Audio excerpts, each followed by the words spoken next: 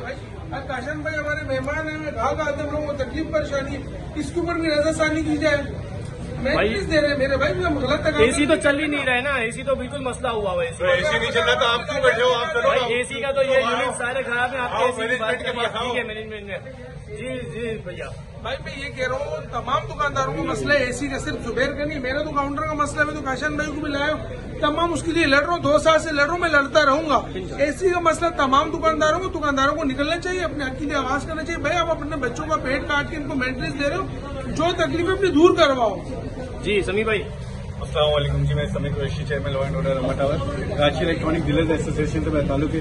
Caution में आज अलहमदुलिल्लाह हमारे साथ हैं और इस काउंटर के हवाले से ही जो है हम यहाँ बात कर रहे थे मैनेजमेंट में, और ये जो एयर कंडीशन का मसला है इंशाल्लाह ये देखेंगे इसको भी, क्योंकि तमाम दुकानें एयर कंडीशन की ऐसे बड़े परेशान हुए हैं। जी काशन भाई, ये दुकानदार आपसे बड़ी उम्मीद लगा के बैठे हैं और बहुत ज्यादा तंग हुए हैं। ये काउंटर है बिल्कुल बीच के अंदर, और एसी के मामला अम्मा टावर में बहरहाल खोल चुके हैं सब कुछ। अब भैया मेरी अभी बात हुई कमेटी से, डीसी की कमेटी है मेंटेनेंस, इंशाल्लाह वो बोल रहे मसला हल हो जाएगा, ठीक है ना।